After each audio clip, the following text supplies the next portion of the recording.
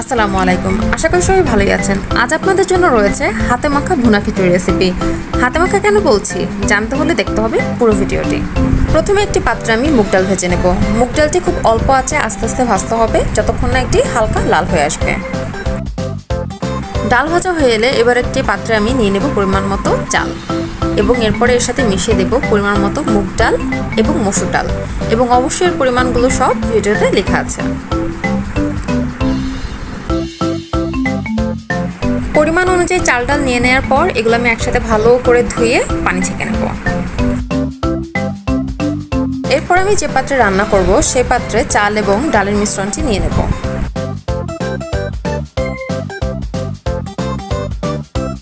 এরপর এতে দিয়ে দেব কুচি করে রাখা পেঁয়াজ,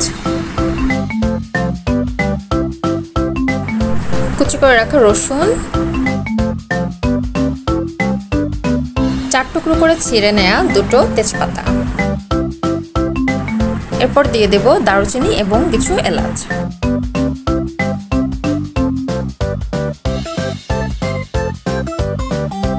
এরপর আমি একে একে দিয়ে দেব ধনিয়া গুঁড়ো, জিরা গুঁড়ো এবং হলুদ গুঁড়ো।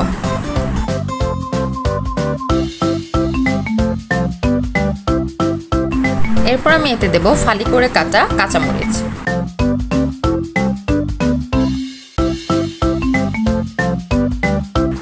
সবশেষে সরিষার তেল দিয়ে আমি সবগুলো উপকরণ একসাথে ভালো করে মিশিয়ে নেব।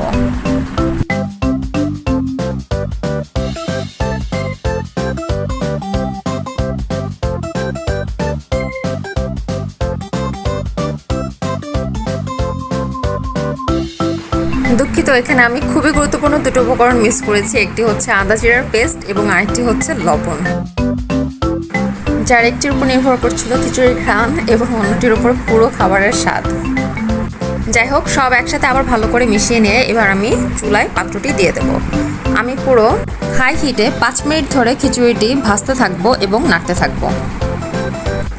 থাকবো যেন খিচুড়িটি পোড়া লেগে না যায়, এবং ভাজতে থাকবো যেন খিচুড়িটি খুবই ঝরঝরা হয়। এবার আমি আঁচ কমিয়ে নিয়ে পরিমাণ মতো গরম পানি এতে দিয়ে দেব।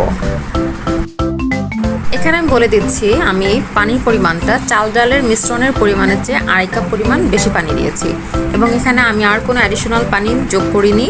যা দিয়েছি তাই দিয়ে পুরো রান্না করে নিয়েছি। এবং এরপর একটি ঢাকনা দিয়ে এটি আমি ঢেকে লো হিটে রান্না করে নেব। এখানে 20 থেকে 30 মিনিটের মতো একটু সময় লাগবে। এরপরে সব পানি শুকিয়ে আপনি ঝরঝরে একটি খিচুড়ি পেয়ে যাবেন।